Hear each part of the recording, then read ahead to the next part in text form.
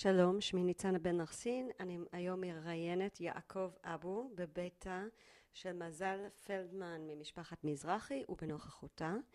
צלם דרור איסמן, התאריך הוא 10/3/11, אנחנו בשדות ים.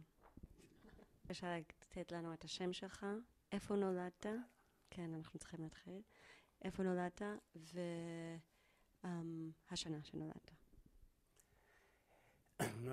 קוראים לי יעקב אבו, למשפחת אבו, המפורסמת.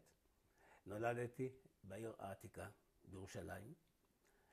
גרתי ברובע היהודי, בעיר העתיקה. נולדתי, עד כמה שסיפרו לי, על הר הצופים. כשפתחו את בית החולים בהר הצופים, הייתי הילוד הראשון שם. וזה היה בתאריך הלועזי 19/5/40, וזה היה בזמנו בהילולה של רבי שמעון בר יוחאי, ולכן גם קוראים לי יעקב שמעון. כשאתה אמרת שאתה נולדת למשפחת המפורסמת אבו, למה? מה מפורסם בה? זה שמפורסמת נודע לנו כשגדלנו, אבל לפני זה לא ידענו. משפחת אבו מצפת, שמשם יוצאת ההילולה כל שנה של רבי שמעון בר יוחאי, זה משפחת אבו שלנו. וזה ידענו מאוחר יותר, כשהיינו נוסעים להילולה, או כששמענו על ההילולה, תמיד אמרו לנו, זה בית משפחת אבו, ועד היום אני חושב שבפעם הראשונה שהלכתי לראות בתור בוגר את משפחת אבו המפורסמת, שכבר לא נשארו ממנה הרבה, זה היה במלחמת יום כיפור, אני שירתתי שם על הר מירון, ואמרתי, יאללה, בואו נראה פעם סוף סוף את בית משפחת אבו בצפת. זהו.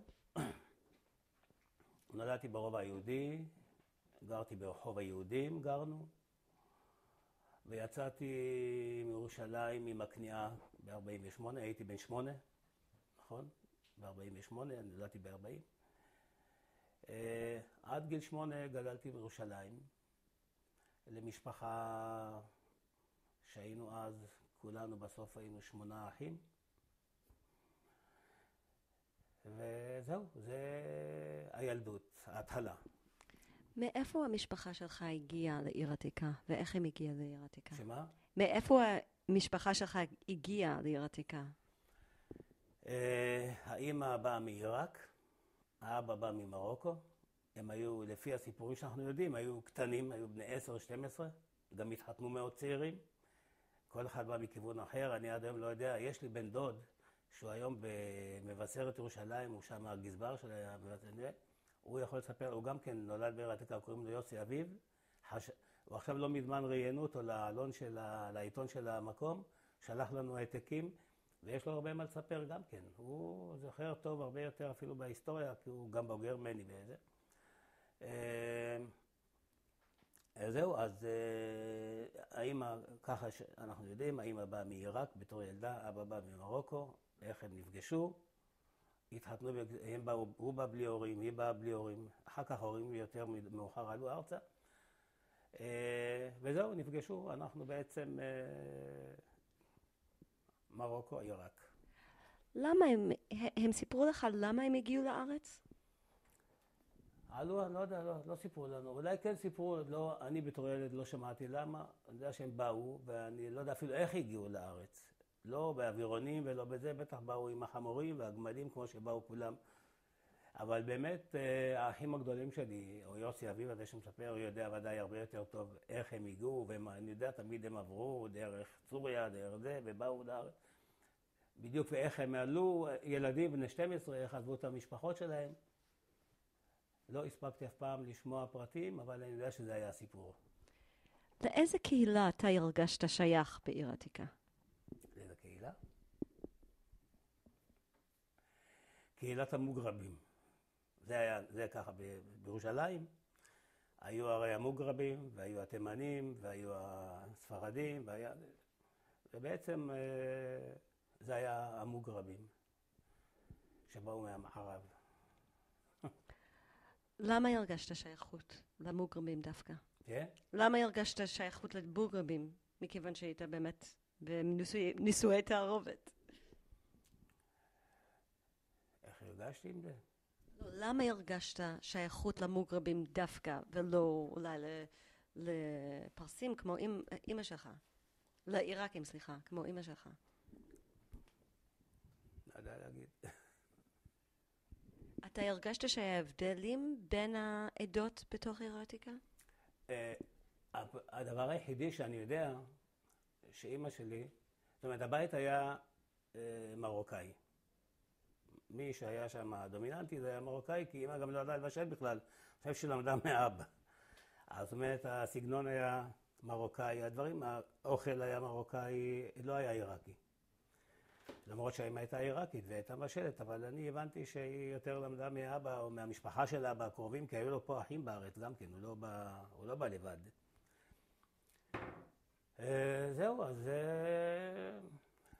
אבל הדומיננטי היה באמת המרוקאי, ואחר כך גם יותר מאוחר שהאחים שלו באו לארץ, והם עלו לאט לאט. הם היו, כן, היה לו גם הרב שלמה אבו, האח של אבא שלי, הוא היה הרב של שכונת הבוכרים בירושלים. הוא בא לפני אבא כנראה, לפני אבא שלי, הוא אחד בן בוגר. אחר כך בא עוד אח שלו ממרוקו, כשאנחנו כבר היינו גדולים יותר, והם הגיעו ממרוקו, האח השני שלו. זהו. מה אתה זוכר מהבית שלך? קודם כל, איפה גרת בעיר העתיקה? איך? איפה גרת בעיר העתיקה? איפה? ברוב היהודי של העיר העתיקה, ברחוב היהודים. ברחוב היהודים.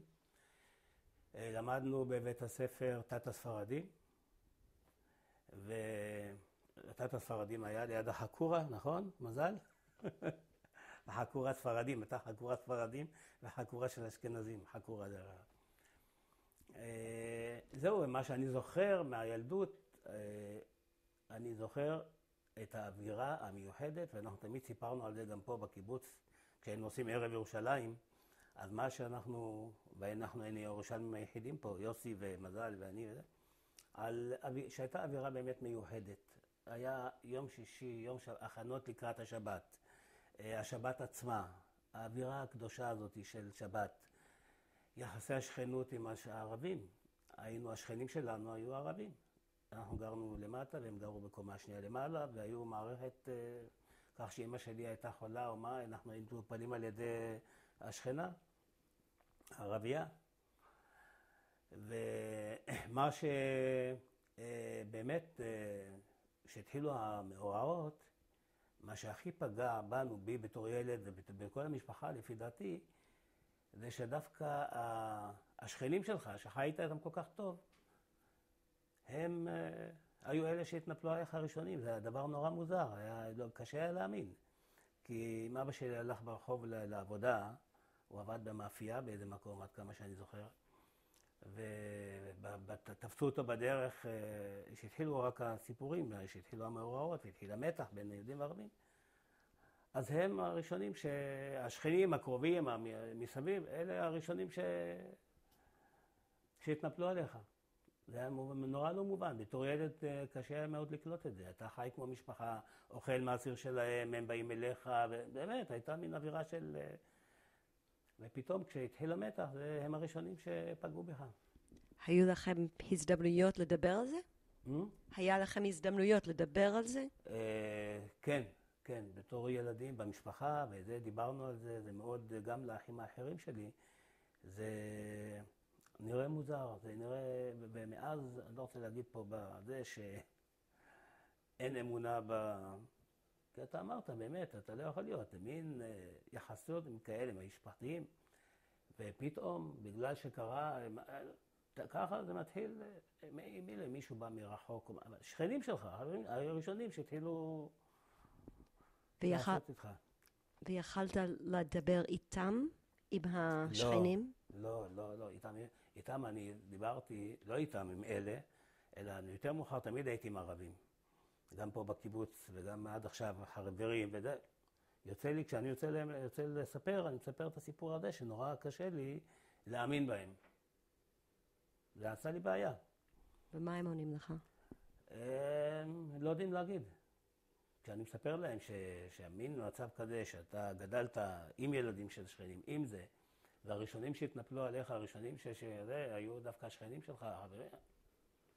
קשה להם, גם הם לא מבינים את זה, אבל כנראה שזה משהו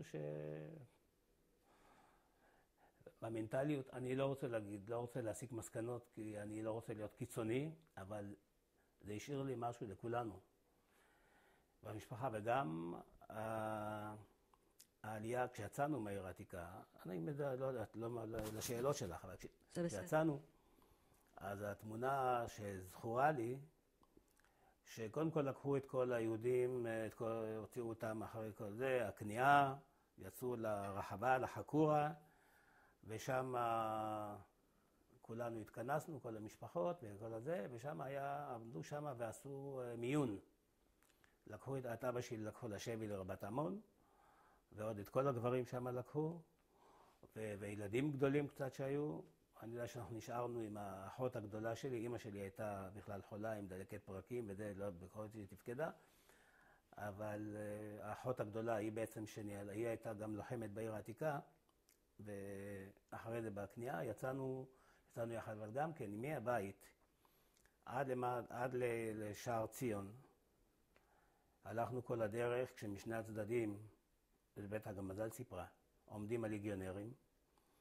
מאחורינו כבר התחילו לבעור הבתים, ואני לא אשכח, אנחנו בית הכנסת ובתים, התחילו לשרוף את הבתים של ומשני הצדדים עומדים הליגיונרים ומסמנים לנו, או תראו, נעשה לכם כמו שעשיתם לנו בשייח' ג'ראח. והיינו ילדים.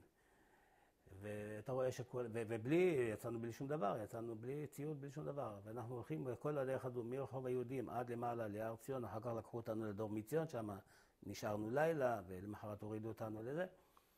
אבל ההרגשה הזאת היא שעומדים לך וכולם עם כידונים שלופים, משני הצדדים שלו, ושמו תיל משני הצדדים.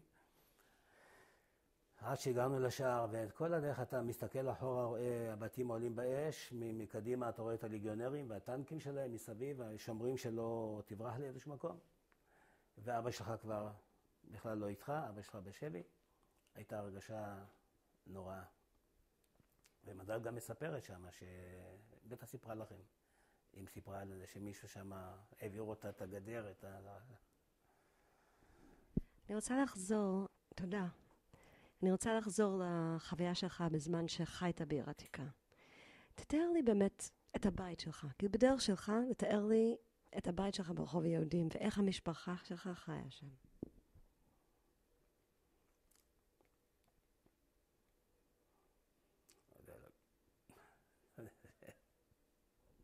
אתה זוכר, כאילו באמת אם אתה יכול לתאר לי באמת חוויה משפחתית? חוויה במשפחה. במשפחה שלך, כשהייתם כולכם ביחד. תנסה להכניס אותי, כאילו באיך שאתה מתאר לי, איך זה היה להרגיש. בבית בעיר העתיקה? כן.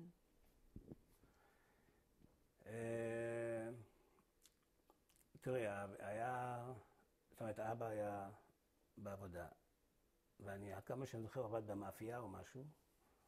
אחר כך יותר מאוחר הוא עבד באגד, בהובלות של החבילות שם, אני זוכר. יותר מאוחר אתה מתכוון אחרי העיר העתיקה? שמה? יותר מאוחר אתה מתכוון אחרי העיר העתיקה? כן, אחרי. אז בזמן... לא, בעיר העתיקה עצמה הוא עבד במאפייה, אני זוכר שהלך למאפייה. הבית היה בית אחד, חדר אחד, עד כמה שאני זוכר, בקומת קרקע, מין קומה ראשונה, ובפנים היה מין כמו כוכים כאלה, זה לא היה בית. אנחנו מדברים על בית שהוא נראה כמו ביתים הערביים האלה.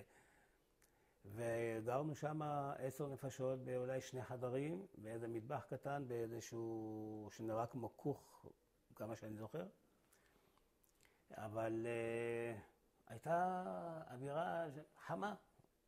ישנו ביחד ואכלנו, והשבת יחיינו ביחד, והקידוש, ובית הכנסת, וכל האווירה של משפחה מסורתית. לא היינו דתית, אני דתית, אבל לא, היום כשאני אומר דתי זה פנאטי כזה. משפחה דתית כמו שהולכים לבית הכנסת, שומרים על כשרות, כיפור, ראש השנה, חגים. ואווירה חמה כזאת, למרות שהתנאים היו, מי יודע מה, היום כשאני חושב על איך היינו שם, 10 נפשות, באיזה מין 2 חדרים כאלה. אבל הייתה משפחה חמה. בתור ילד... אבל אמצעים דלים מאוד.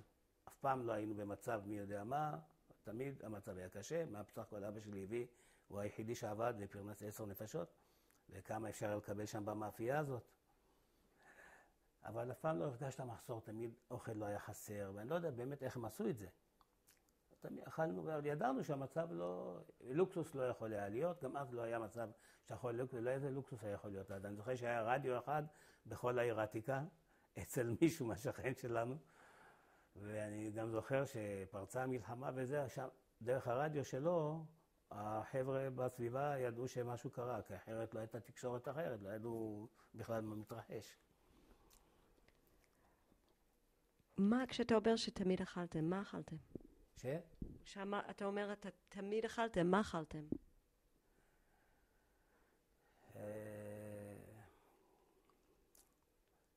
היה ככה, תראי,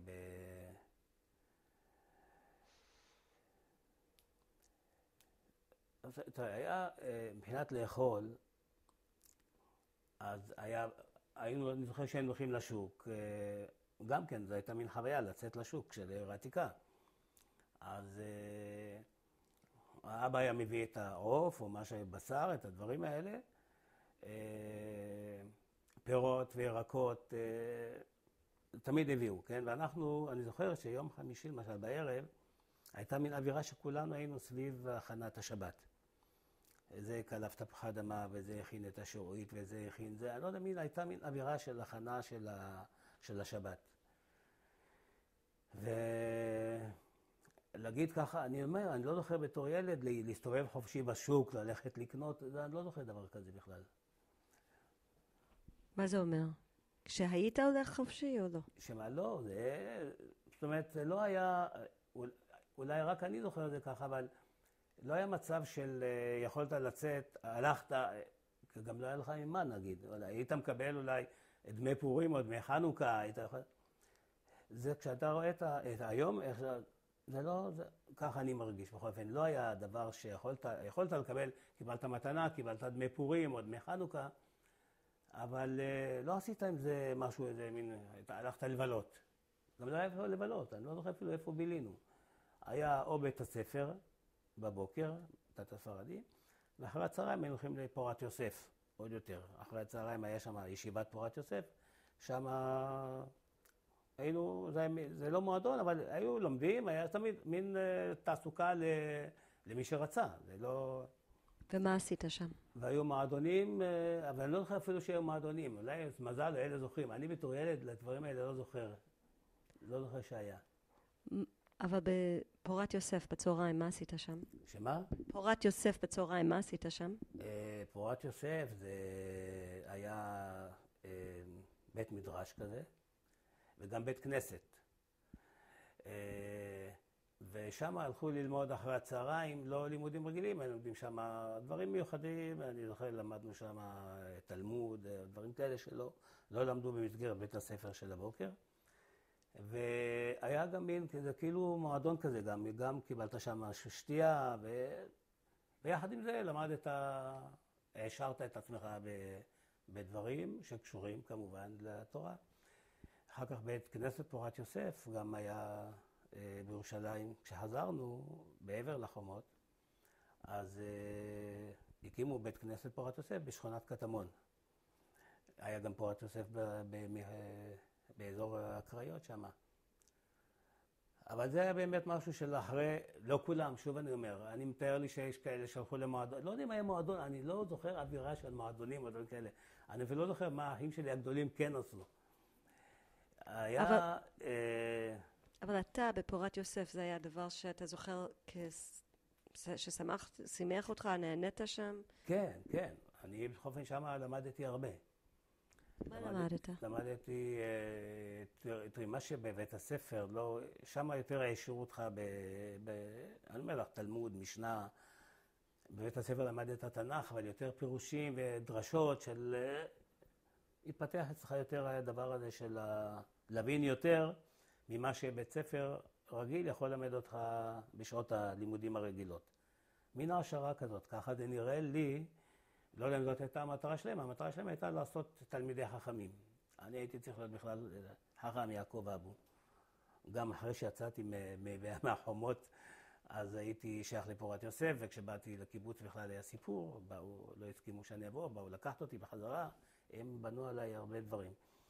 אבל זה מה שאני מרגיש, שהיה שם בעצם מין, כמו שאנחנו עושים פה לילדים שלנו שחוזרים מבית הספר, תרבות הפנאי, אז זה היה משהו כזה שאחרי הלימודים, אחרי הצהריים, אתה גם שם התפללו תפילת מנחה באותה הזדמנות, ומערי, היה מין בילוי של אחרי הצהריים, לא עם אותם ילדים שהיית בבית ספר, זה ילדים אחרים שבאו מכל מיני בתי ספר וזה. בתור ילד בעיר עתיקה, מה הייתה החוויה שלך בקשר לדת? בקשר לדת, כאילו מה היה החוויה שלך? זה היה דבר שאהבת? מאוד, מאוד אהבתי את זה, ואני אומר, היום אני כבר נעשיתי קיצוני כשאני רואה את החבר'ה שחוזרים בתשובה אצלנו, אני כבר לא יכול לסבול את זה. לא זאת המטרה ולא זאת הכוונה, לא זאת הדת שאני רוצה אותה.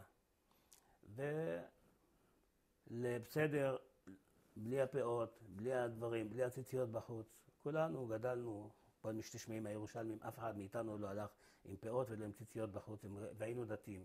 ידענו מה זה לשמור על כשרות, ידענו מה זה, הכל. יותר מאלה שהיום חושבים שהם יודעים. וזה היה בכיף כזה. לא הרגשתי בזה משהו יוצא דופן או משהו שמפריע לי. אכלנו כשר, שתינו, החג היה חג, פורים היה פורים, חנוכה היה חנוכה, פסח, אין מה לדבר. גם האווירה בבית הכנסת, כל ההילולה והשמחה, ושמחת תורה בכלל, שמחת תורה זה היה, כל העיר העתיקה הייתה כולה שמחה. בתי כנסת היו יוצאים החוצה עם הספרי תורה ועושים בחוץ הקפות, וראית שפה התימנים, ופה המרוקאים, ופה העיראקים, וממש בתי הכנסת מכל המקומות יצאו לעשות הקפות ברחובות. ושמחות, היו שמחות של כל זה, שמחה, חתונה, אז חתונה זה חתונה, וכולם יודעים עליה. ככה אני הרגשתי את העיר העתיקה באווירה הזאת, והאווירה מיוחדת, הייתה אווירה מיוחדת בשבת, אווירה מיוחדת. פתאום הכל נכנס למין אווירה קדושה, בואי נגיד ככה. ככה אני מרגיש את זה. הניקיון, אני זוכר שכל אישה שנקטה את הבית לא נקטה רק על ידה, נקטה מצד ימין ומצד שמאל עד הבית של השנייה. שטפו את הרחובות. את הרחובות היו שם, זה בסך הכל אבנים כאלה. אבל היה מין אווירה של קדושה, אווירה של התעלות כזו, שהנה, החג, ראש השנה בכלל, אין מה לדבר, זה הייתה כולם שם, כולם הולכים בלבן. זה באמת היה משהו, בחגים האלה, הייתה אווירה, משהו מיוחד, וגם המשכנו את זה קצת אחרי, אבל שם כבר היה פחות, כי זה כבר הרבה יותר גדול. ברובע, לא הייתה לך ברירה, זה היה מין דבר מצומצם וקטן, ואני רוצה להגיד שבאתי לרובע היהודי אחרי זה בתור ילד גדול, באתי מהקיבוץ, לא האמנתי שפה זה היה. ובתור ילד זה נראה לי ללכת מהבית עד למעלה, לבית הספר, נראה נורא, וכולו 2 צעדים. כל הרובע הוא כזה קטן, לעומת יצאת החוצה לקטמון וכל האזור ירושלים המורחבת, העיר העתיקה, הכל נראה נורא משונה. בתור ילד, האם הייתם יוצאים לטיולים או בכלל עיר החדשה או איפשהו? טיולים, לא, היינו בשבת, יוצאים לבקר את הדודים. וברגל, ואני לא מאמין, היינו יוצאים עד לליפתא ברגל, היה לנו דוד במי נפתוח, בליפתא, והיינו עושים את זה כדבר מובן מאליו היום, לך תחשוב על זה, שאתה מי העיר העתיקה. היינו הולכים לבקר דודים, כאלה, טיולים, אני לא זוכר. לא זוכר שבית ספר לא היה בכלל מושג כזה לעשות טיולים. שוב, אולי כי אני רק עד גיל 8, בסך הכל 2 של בית ספר, כיתה א' ב', אז יכול להיות שיותר מאוחר, יותר מאוחר מעבר לזה, כן. אבל בעיר העתיקה אני לא זוכר, ואני לא אגיד שלא היה, כי שוב, אני בסך הכל, בילדות שלי 2 הייתי בבית ספר. והשנה השנייה בכלל, גיל 8, היה כולה מלחמות, ובקושי היה בית ספר. ואני זוכר שישבנו בבית ספר, בתת הספרדים, והתחילו שם מהומות ויריות, וכולנו לא ידענו איך להגיע הביתה, כי אתה לא ידעת בכלל, זה התחיל במין בום כזה, לא משהו מאורגן, זה התחיל עד שקלטנו שזה מלחמה הולכת להיות, והיה, אני זוכר, פחד, אבא של יוסי, סרי, הוא היה שמש של בית הספר שלנו. ופתאום מכל מיני מקומות התחילו לראות, שמעת היריות, לא ידע מה לעשות. התחילו להתרוצץ, ואין מקלטים, אין להם מושג כזה מקלט או מה, לא יודע שום דבר. ונכנסו לפאניקה ולא ידעו מה לעשות עם הילדים, ומהומה שלמה הייתה. ומה עשיתם? בסדר, הלכנו, לא, בסוף המבוגרים שהיו איתנו טיפלו, הגענו הביתה, באו ההורים ולקחו אותנו, אני יודע מה, אבל זה היה מין פתאום כזה שלא ציפו לזה. קודם כל, בתת הספרדים, מה אתה זוכר שלמדת שם? מה זה תת הספרדי? מה אתה זוכר שלמדת? מה היו הדברים שלמדת שם? בין זה לבין פורת יוסף? לא, אתה סיפרת לנו כבר בפורת יוסף, אבל... לא, אני אומר, אבל תת הספרדים זה בית ספר של הספרדים, תלמוד תורה ספרדים. היה גם אשכנזים, אז לכן זה היה תת הספרדים. לאשכנזים היה ישיבה, החדר, וההבדל הוא שבאמת בבית ספר תת הספרדים נתנו לימודים חופשיים רגילים. בישיבה או בפורת יוסף, אם הייתי, זה היה רק לימודי קודש. לא היה שם לימודים אחרים של חשבון, לא. בתת הספרדים זה כבר היה בית ספר שנתן את כל המקצועות, מולדת, טבע, כל מיני דברים שלמדנו, אני לא זוכר את זה, אבל בישיבה, בפורת יוסף או בישיבות אחרות, היו שם כל מיני ישיבות של החסידים, זה לא היה, היו שם רק לומדים, בחדר לומדים תורה. האם לימדו אותך או דיברו בכלל בזמן שהיית ילד, לפני המלחמה, בזמן שגדלת עם כל הקדושה וכל הדבר הזה, האם דיברתם על עתיד מדינת ישראל כמדינה? האם דיברתם על כאילו איך דיברו אז על המקום הזה? זה מה שאני שואלת. שוב, אני אומר לך, קשה לי לזכור איך, אבל היו מודאגים ממה הולך לקרות. קודם כל, הכל לא הייתה תקשורת, לא ידעת מה קורה. אולי אנשים מסוימים שכבר היו בעניינים, במלך רדיו אני לא זוכר שהיה בכלל. אבל היו חרדים, לא ידעו מה לעשות, הייתה דאגה. הייתה כל הזמן דאגה, מה יהיה. זה בעיר העתיקה. ברגע שהתחילו המאורעות, לפני זה לא הייתה בעיה בכלל. היה אידיליה, שקט ושלווה. עד שלא התחילו הפרעות וזה, לא... היה בכיף. באיזה גיל אתה, ממה שאתה זוכר, ואני שואלת אותך רק סובייקטיבית שלך, לא משהו היסטורי, שלך. באיזה גיל אתה זוכר שהתחיל הפחד, החרדות הזאת? הפחד? כן, כאילו שאתה הרגשת שלא... בגיל 8. בגיל הזה שהתחילה המלחמה. ולפני זה? ולפני זה, שום דבר. חשבתם מה... לא חשבתי, בתור ילד שוב אומר, לא חשבתי כלום, היה לי בכיף, היה לי בית חם וטוב, והעיר העתיקה הייתה נהדרת, בשבילי היה 100%. דיברו איתך בבית ספר הזה, צריכים מדינה שלנו, דיברו על דברים כאלה? לא. ניסו כנראה, אולי ביניהם המבוגרים או מה, את הילדים, אותנו לא שיתפו במה שהם הרגישו, אבל אני זוכר שהיו דיבורים, מה יהיה, איך זה יכול להיות, כל מה דיברו, איך יכול להיות, מין דבר כזה, בירושלים הייתה נצורה ולא ידעו איך להגיע, וזה לא היה מובן. ולי בתור ילד אומר לך, זה נשאר לי, אבל בוא נגיד שהמבוגרים ודאי, אני מתאר לי שדיברו, ישבו אבל לא היה מצב של ישבנו ודיברנו מה יהיה. אכלנו אותה, מה שנקרא, כאב לנו מה שקרה. עברנו את זה, והמשבר הגדול, אמרת לך, רגע היציאה מהעיר העתיקה, היציאה הזאת המזעזעת, ואחרי זה כבר, שמה כבר דיברנו יותר, בעיר העתיקה לא. אחרי זה כבר, את יודעת, כבר הסתדרת וכבר לא מדבר על איך עברנו בקטמון, זה כבר סיפור אחר, לא יודע, את רוצה לדעת. אבל שמה כבר דיברנו יותר, שמה כבר בהחלט, כבר גדלנו יותר, נפתחנו יותר, התחלנו להבין מה קורה, איך קרה, והתחלנו לדבר על דברים מהסוג הזה. בעיר העתיקה, היו לך חברים אשכנזים? מה היו? חברים אשכנזים? שיחקת עם ילדים? לא, בפירוש לא.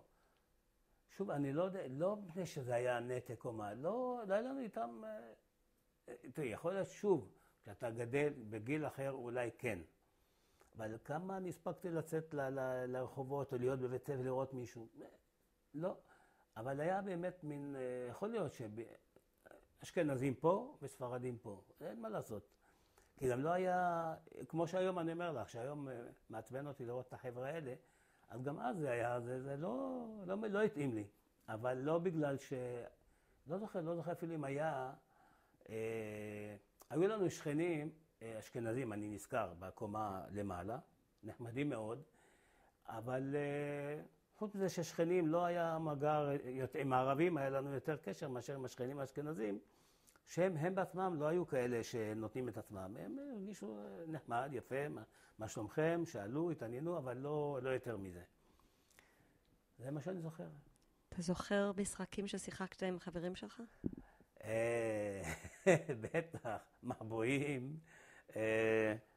איך קוראים לזה? עם אלם סלם, זוכרת? מזל? עם המקל הזה.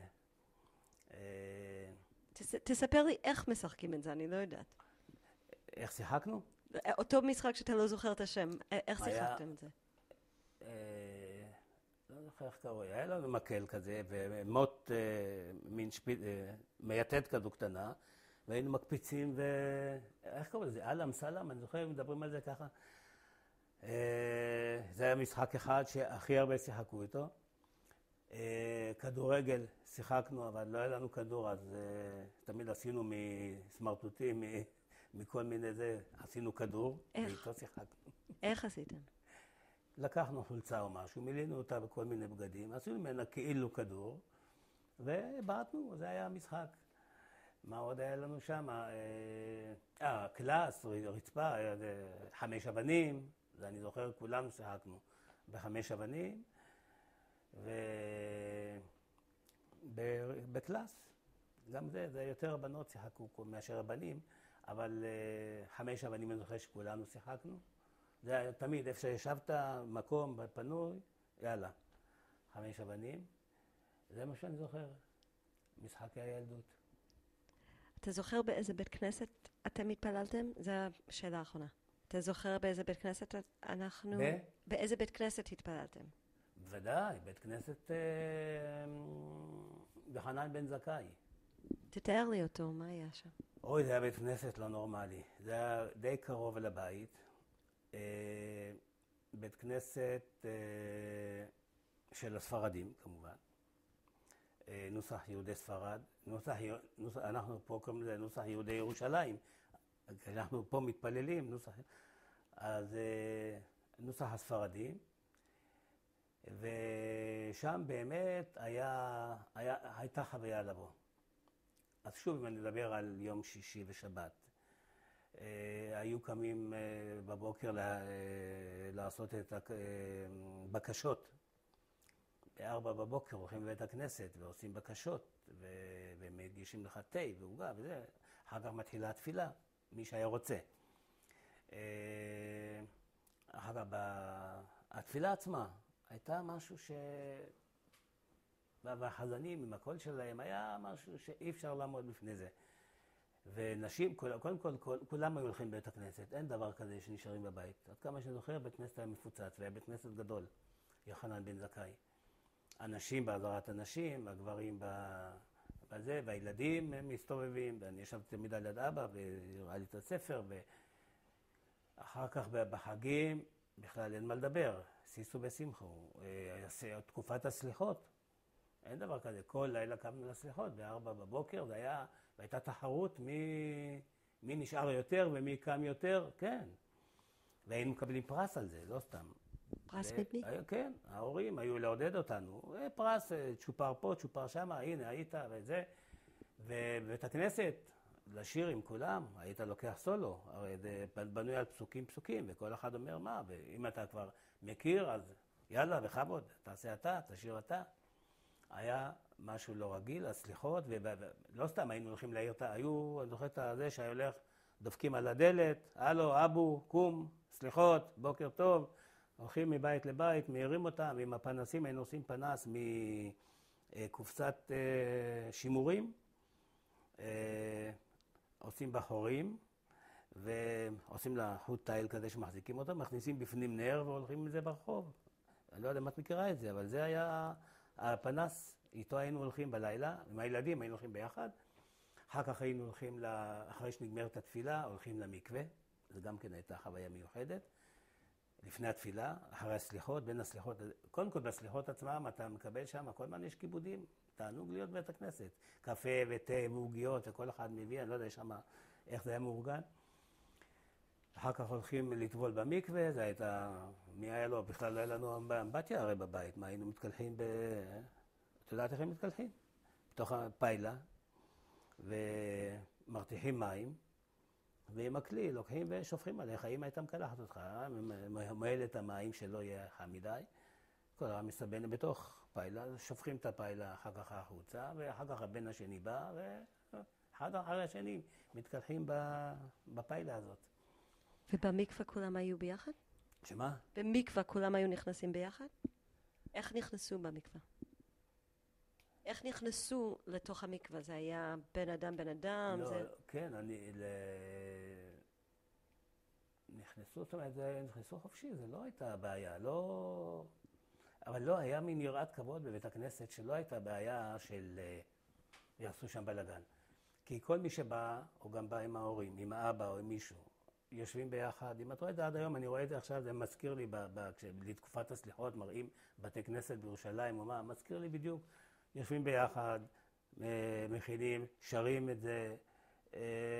לא היה מצב של... היה שמה של בית הכנסת והגבאי וזה, אבל לא הייתה עם זה בעיה, מפני שלא היינו ילדים טובים, לא עשינו בלגן. באנו בשביל לשיר, בשביל להתפלל, בשביל להיות, לחוות את החוויה של הסליחות. אחר כך ראש השנה עם התפילות והפיוטים, זה היה משהו באמת כזה שאי אפשר לשכוח את זה. או יום כיפור בכלל, כולם הולכים שם, ולא מכירים את הבית, הולכים בסך הכל שעה הביתה. מהבוקר עד 1 כמעט אתה בבית הכנסת, או עד 2, מ-2 עד 3 לך הפסקה, ב-3 חוזר כבר לתפילת מנחה ונעילה, ובכיף. יש לך עוד 3 דקות או אתה חייב ללכת? עוד 3 דקות? 3 דקות. יש? אוקיי. אנחנו מסיימים את כל רעיון עם משחק קטן. שאני אומרת איזה מילה, ואתה פשוט עונה לי כאילו הדבר הראשון שעולה לך. אוקיי? אז איך קוראים לך? איך קוראים לך? יעקב.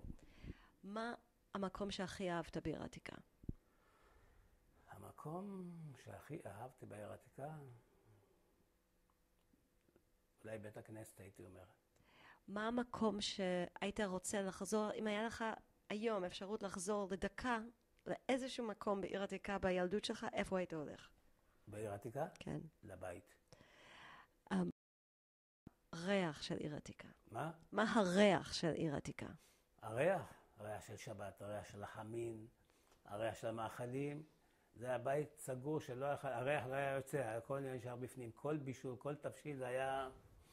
עד היום אני כשנכנס למישהי שהיא מבשלת מרק שועית, מרק שועית היו אוכלים ביום חמישי, אצלנו. אז היא אומרת לי שגם אצלם, אסתר אומרת, עד היום היא עושה את זה. הריח של המרק שועית, הריח של האוכל, זה היה משהו מיוחד. מה היה המנגינה של העיר העתיקה? מה היה? המנגינה של העיר העתיקה.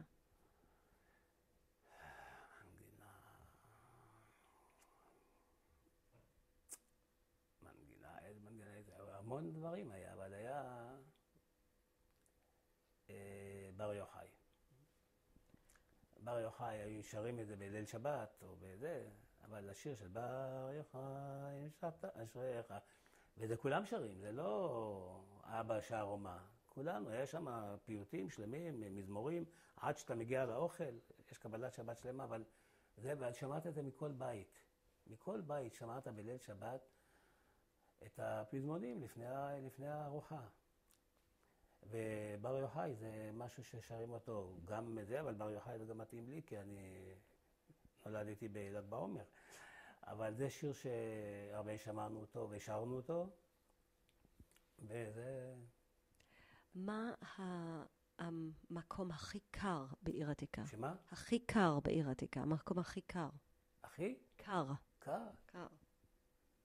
מה עושה לי הכי קר שמה? לא, כשאתה חושב, המקום שהיה לך הכי קר.